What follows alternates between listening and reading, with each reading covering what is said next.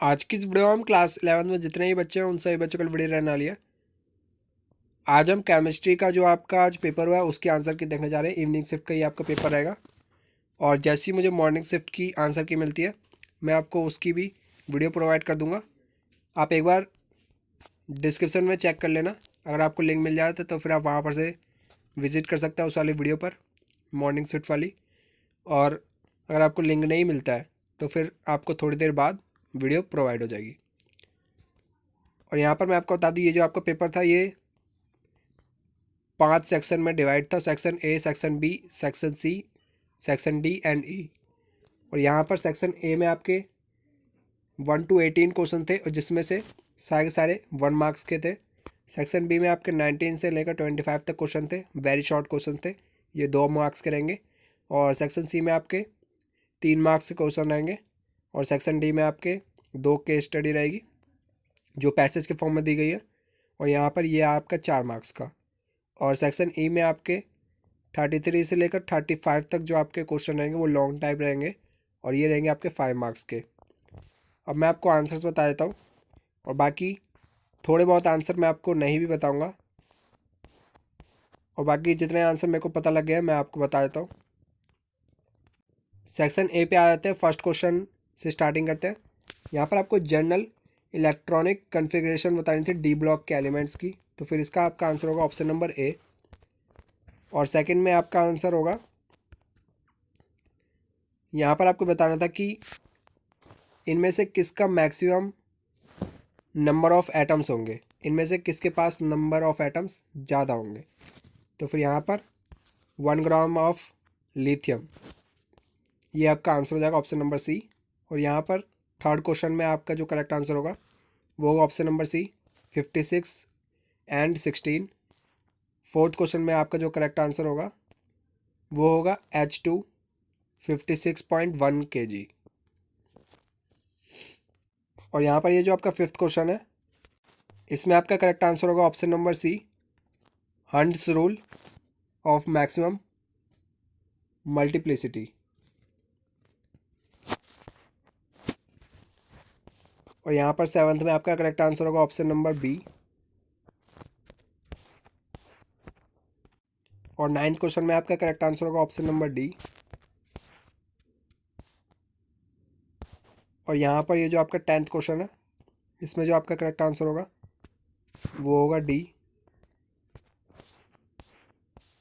और यहाँ पर 12th क्वेश्चन में आपका करेक्ट आंसर होगा ऑप्शन नंबर बी, +1। और यहाँ पर 13th क्वेश्चन में आपका करेक्ट आंसर होगा AS यानी कि आर्सेनिक, ये है आपका एटॉमिक नंबर 33। और यहाँ पर आपको 14th क्वेश्चन में ये बताना था कि इनमें से कौन सा एसिडिक ऑक्साइड बनाएगा हमेशा, तो फिर इसका आपका करेक्ट आंसर होगा ऑप्शन नंबर बी, कार्बन। और यहाँ पर से आपके असर्शन रीजन वाले क्वेश्चन स्टार्ट हो गए। 15 का आपका करेक्ट आंसर होगा ऑप्शन नंबर बी। और 16 में आपका करेक्ट आंसर होगा ऑप्शन नंबर डी। और 17 में आपका करेक्ट आंसर होगा ऑप्शन नंबर सी। और 18 में जो आपका करेक्ट आंसर होगा वो होगा ऑप्शन नंबर ए। और यहाँ पर ये जो आपका सेक्शन बी है इसमें आपका जो फर्स्ट का आंसर होगा यानी कि 19th क्वेश्चन का, इसका आपका आंसर होगा 16 ग्राम। और यहाँ पर आपको 21th क्वेश्चन में ये बताना था कि जो सरफेस डायग्राम होगा DXY का वो क्या होगा। तो फिर मैं आपको इसका सरफेस डायग्राम बता देता हूँ।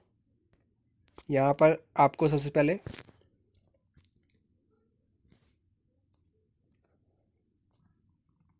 ऐसा करके कार्टेशियन प्लेन बनाना था, और ये हो जाएगा आपका x और ये हो जाएगा आपका y। और यहाँ पर DXY होता है आपका डबल डम्बल शेप का, तो फिर ये बन जाएगा कुछ ऐसा। और यहाँ पर आपको रेडियल नोड और एंगुलर नोड फाइंड करना था 5p ऑर्बिटल का, तो फिर इसका आंसर मैं आपको बता देता हूँ। एंगुलर नोड होता है आपका, एंगुलर नोड ये होता है आपका L के इक्वल, और L है आपका यहाँ पर P। तो फिर यहाँ पर इसकी वैल्यू हो जाएगी हमारी 1।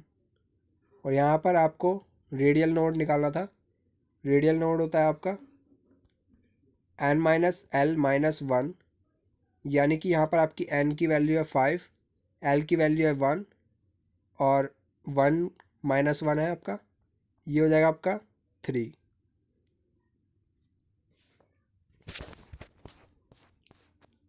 और यहाँ पर आपको 23 क्वेश्चन में आपको आइसो इलेक्ट्रिक स्पीसीज बतानी थी।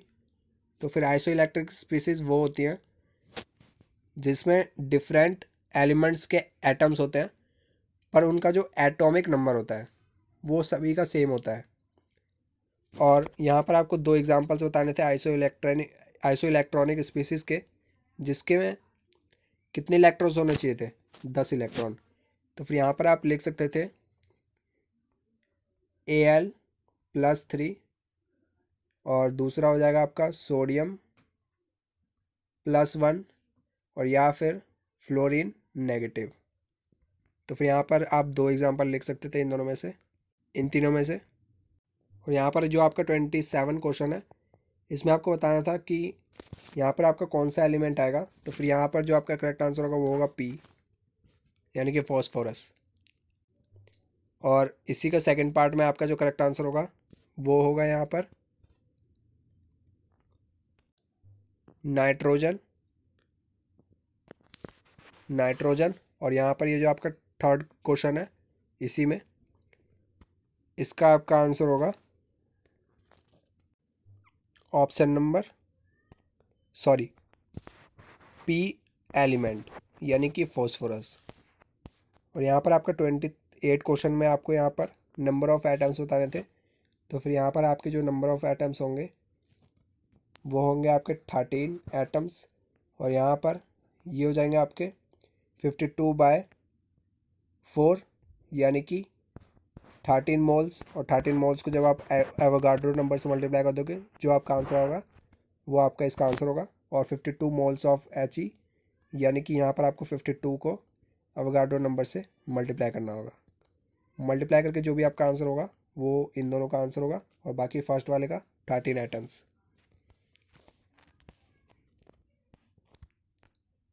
और यहाँ पर ये जो आपका 29th क्वेश्चन है, इसमें आपका इसका आंसर होगा -8.72 इंटू 10⁻⁻20।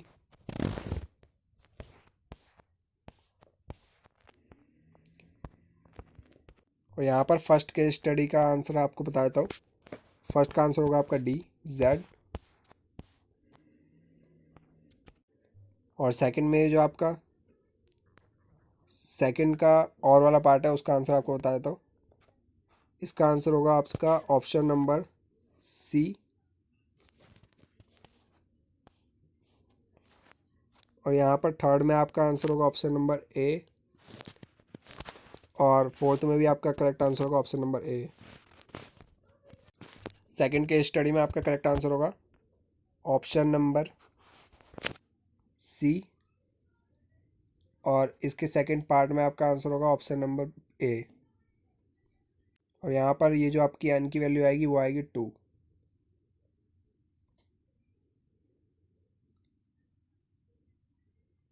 और यहाँ पर फोर्थ में आपको मोल फ्रैक्शन बताना था कंपाउंड A का। तो फिर इसका आंसर आएगा 0.5। ई सेक्शन में आपको नीचे दिए हुए जो आपको यहाँ पर एलिमेंट्स गिवन है, इनको आपको इलेक्ट्रॉनिक कन्फिग्रेशन बतानी थी इनकी। और यहाँ पर इसी के सेकंड पार्ट में आपका जो करेक्ट आंसर होगा, यहाँ पर आपको नंबर ऑफ़ इलेक्ट्रॉन्स बताने थे। तो फिर यहाँ पर इसके नंबर ऑफ़ इलेक्ट्रॉन्स हो जाएंगे 5 इलेक्ट्रॉन। और यहाँ पर आपको बताना था इन दोनों में से किसकी हायर एनर्जी है। तो फिर यहाँ पर आपकी जो 3D की एनर्जी है, 3D की ये हायर एनर्जी है कंपैरेटिवली 4s के।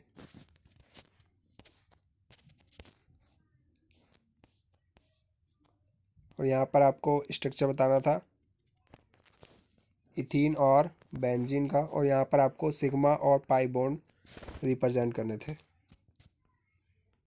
और यहाँ पर ये जो आपका लास्ट क्वेश्चन है, इसमें आपको IUPAC नेम बताना था 108 का। तो फिर इसका आपका करेक्ट आंसर होगा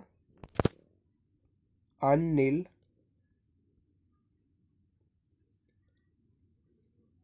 ऑक्टियम, ये आपका इसका आंसर होगा।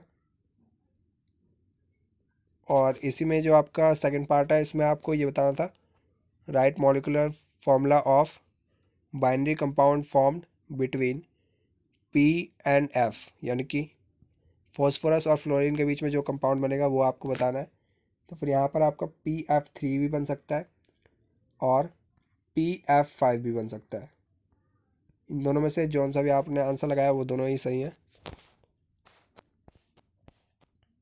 और यहाँ पर आपको फोर्थ क्वेश्चन में ये बताना था कि आइसोइलेक्ट्रिक स्पीसीज में यहाँ पर आपके दो एलिमेंट्स हैं, फ्लोरीन नेगेटिव और सोडियम पॉजिटिव, तो दोनों के ही इलेक्ट्रॉन्स हैं वो सेम है। तो फिर यहाँ पर आपको बताना है कि इसका साइज़ इससे बड़ा क्यों है।